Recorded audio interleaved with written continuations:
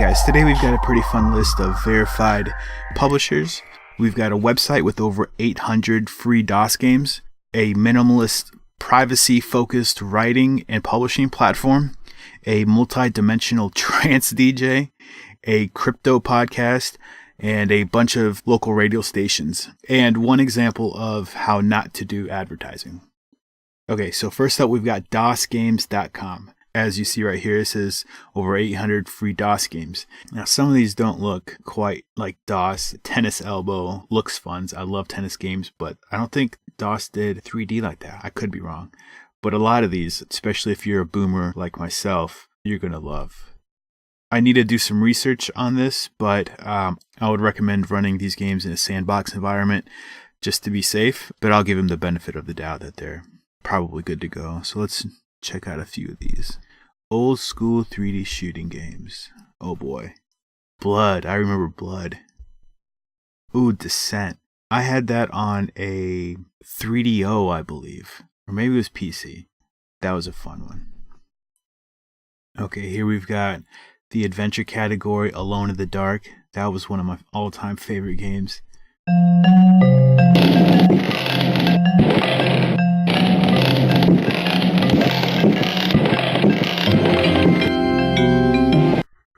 Okay, that's awesome.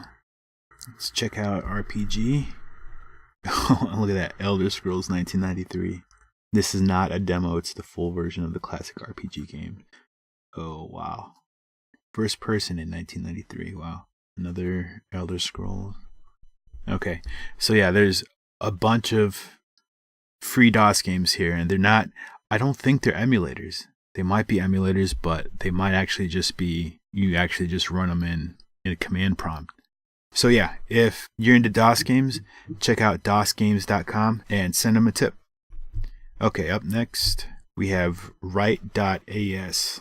write.as. So they say it's a minimalist, privacy-focused writing and publishing platform. Now, reading through this, it's kind of like write something once and then it propagates to other connected platforms. So here it says publishing articles. Write once, publish everywhere. Connect accounts and publish to any of these platforms where your audience already waits. And it has a Mastodon. That's cool. So that is write.as. Okay, now we've got a multi-dimensional Psy-trance artist. And I say artist because he's a musician, a graphic designer, and it looks like he does web graphics. So, and I'm sure he does many other things, 3D art, and I think he performs too. I try to look up to see where he's from, and I couldn't quite track that down, but it looks like he's from Eastern Europe somewhere. This is just from some of the pictures that I've gathered, but here, let's listen to some of his music.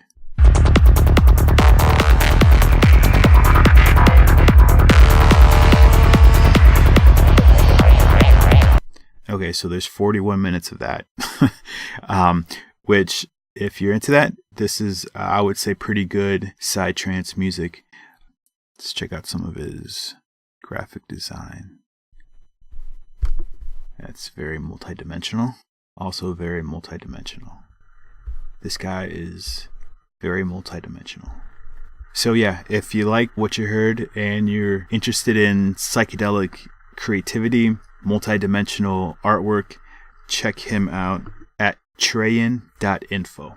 Up next, we've got a cryptocurrency podcast called Did You Know? Crypto Podcast.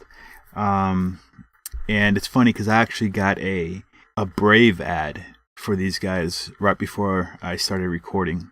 So they're obviously aware of Brave and are advertising on it, which is pretty cool. They're on all the platforms. I mean, they're heavily invested in distributing their podcast. So as you can see on the right here, they're on everything. I think literally that's everything. So this is ran by a guy named Dustin Dryforest. Sorry if I'm butchering it, which I know I am. And he's been running this since 2013. So if you want to check out his podcast, it is didyouknowcrypto.com and send him a tip. All right, up next, we've got a slew of local radio stations that are accepting crypto. This one is K-Law, 98.5 Rockford's New Country. It turns out I went to the media company that they're owned by, Town Square Media, and it looks like they've got radio stations in every state. So there's a good chance that one of the radio stations in your area is on here and accepting BAT. So check that out, and if there's a radio station that you like, show them support by sending them a tip. Next, we've got an example of how not to do advertising. So this website is techie.com. They're accepting BAT, but they also have this ad block detector, which isn't how it's supposed to work. You're supposed to accept BAT and allow ad block detectors. And it's kind of funny how tone deaf some of these publishers are, because as soon as I see this ad block detector, I'm out. Like some big publishers have it too. It's like, I'm just going to find my news somewhere else because it's 2019 and this is just the way things are going to go. So, okay, yeah, if you guys like any of the sites that you saw, please send them a tip. If you like any of the music or their podcasts or whatever they're doing, send them a tip and let them know that the Daily Bat sent you. Okay, guys, see you next time.